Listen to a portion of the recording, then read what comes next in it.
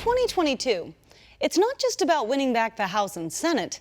It's also about cleaning house in the Republican Party. You know, so we can officially retire the term Republicans in name only and put those donkeys disguised as elephants out to pasture. And it starts with firing these 10 characters: Liz Cheney, Anthony Gonzalez, Jamie Herrera Butler, John Katko, Adam Kinzinger, Peter Meyer, Dan Newhouse, Tom Rice, Fred Upton, and David Villado. Now, up until this week, President Trump had only announced 2 challengers to these 10 losers: Max Miller to replace Anthony Gonzalez in Ohio's 16th congressional district, and Joe Kent to replace Jamie Herrera Butler in Washington's 3rd congressional district. But now, President Trump is announcing his 3rd pick, Steve Carra, to replace Fred Upton in Michigan's 6th congressional district. So first of all, before we get to know Steve Carra, who exactly is Fred Upton? Well, his claim to fame or infamy is the fact that he is, of course, one of the 10 Republican witch hunters who voted for the impeachment hoax 2.0. At the time, tweeting this: "The Congress must hold President Trump to account and send a clear message that our country cannot and will not tolerate any effort by any president to impede the peaceful transfer of power from one president to the next. Thus, I will vote to impeach." Wow, how uppity can Upton get? Sure, he might have won his re-election in Michigan's 6th congressional district in 2020 at 55.8%, 15.7% over the Democrat, a margin of over 59,000 votes. But does he really think he won it because he was so popular? Or is it due to the fact that Upton, like so many other rhinos, rode on President Trump's coattails? As just look at how President Trump fared in the counties making up Michigan's 6th congressional district. President Trump won Berrien County at 52.8%. by a margin of over 6,000, Cass at 63.7% by a margin of over 7,500. Now, Biden supposedly carried Kalamazoo at 58.4% by a margin of almost 27,000. But St. Joseph, President Trump carried at 64.9% by a margin of almost 9,000. Van Buren at 55.3% by a margin of almost 5,000. In Allegan County, most of which is also in the 6th congressional district, President Trump carried at 61.7% by a margin of almost 17,000. So how is Fred Upton feeling now that these coattails are being pulled out from under him? As President Trump issued this statement on Tuesday, writing, "It is my great honor to endorse Michigan State Representative Steve Carra to oppose Rhino Congressman Fred Upton. Upton has not done the job that our country needs. For years has talked about leaving office and not running again, and he voted for impeachment of the President of the United States on rigged-up charges. He doesn't deserve to keep his seat. Steve Carra, on the other hand, is strong on crime, borders, and loves our military and our vets. Steve will continue to fight for low taxes and all of the other things that the great people of Michigan want and need. Steve Carra has my complete and total endorsement." So who is Steve Carra? Well, meet the candidate. I'm State Representative Steve Carra, representing all of St. Joseph County and most of Cass County. Having been in Southwest Michigan my whole life, I graduated from Portage Northern in 2007 and from Western Michigan University in 2011 with degrees in economics and political science. Right out of college, I was a research assistant here at Acton Institute, a Christian-based free market think tank in Grand Rapids. I then worked for Michigan's most conservative state representative for 3 years before running for office myself.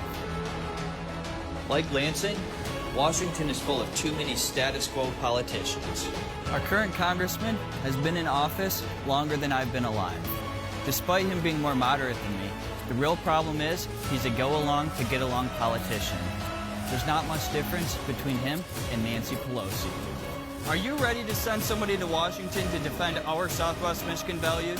Together, we can and will make a difference.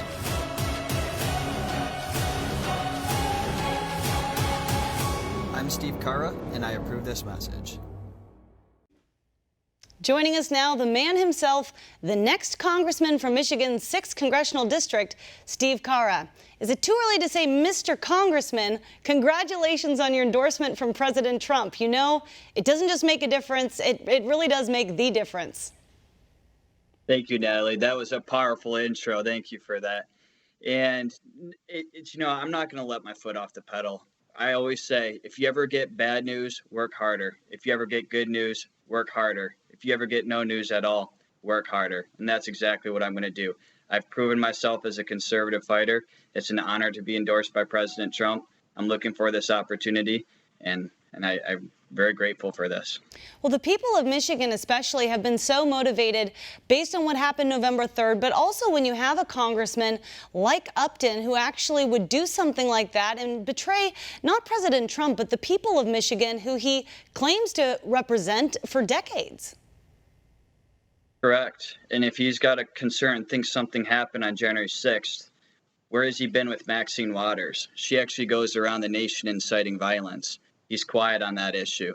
Seems like pointing fingers at conservatives is more of interest than actually standing up for the base. And it's time for somebody new. He's ranked the second most liberal Republican in Congress. He's been in office longer than I've been alive. It's time to have a true conservative, a proven fighter, and a patriot. And it's an honor to be in this position. What motivated you to declare now? What was the main issue, if you had to name just one issue, where you said, this is my time to unseat this rhino? The straw that broke the camel's back is when he voted to impeach President Trump. And so I was looking at that and I was like, wow, this is it. He's done. He cannot overcome what he just did. It's unacceptable. It's out of touch with the people from the district, and it's time to have somebody new. What have you been hearing from the people now that you have President Trump's endorsement? What have you been hearing on the ground? What's the main issue for them? Not just the impeachment, but also wanting to know what happened on November 3rd. Well, verifying the election results is something that's critically important. I sponsored the bill calling for a full forensic audit here in Michigan. I've been working hard on that. I've had a lot of my colleagues who are starting to become more interested in it. We have a room left to go. But whether it ends up being the bill I introduced or subpoena powers or a petition drive, we need to verify what happened in the last election. This idea that we're going to pass dozens of bills in the state legislature regarding election integrity, but we're not going to see what worked and what didn't work from the last election is hypocritical. What's the need if there was nothing wrong? Let's see what happened. Let's verify the election results. Let's see where the fraud occurred. We know there's all kinds of election irregularities out there. I won a lawsuit against the Secretary of State back in October, and that was largely not followed on Election Day. There's all kinds of problems out there. What has been the reaction within the state legislature? Because we've all wanted to see a lot more action out of the Michigan state legislature, but you've got not just rhinos in there, they're never Trumpers, never whatever you want to call them, who are really obstructing justice. It's time for us to stand up and represent the people from our districts. If we can spend millions of dollars to send absentee ballot applications out unsolicited, or millions of dollars to a large corporation that gets a special deal that all other businesses don't get, it's the least we can do to spend a few $1,000,000 to verify the election results. It's insulting that we haven't done anything by this point. Real quick, what's your message to the people of Michigan as everybody's excited? The primaries, they are getting pretty close now in terms of campaigning. What's your message to them? Remain vigilant, remain strong. Remember who we're up against. We're up against the radical left that is falling off a socialist cliff. We're up against the rhinos, the status quo, the establishment, the career politicians, and we need the grassroots people. If there's a grassroots person you may not agree with on everything, maybe work from a different avenue. But instead of fighting one another, fight for what you believe in and fight to win what you believe in.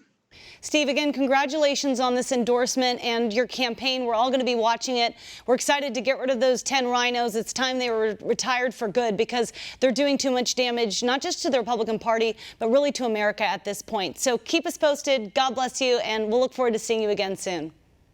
Thanks, Natalie. Thank you.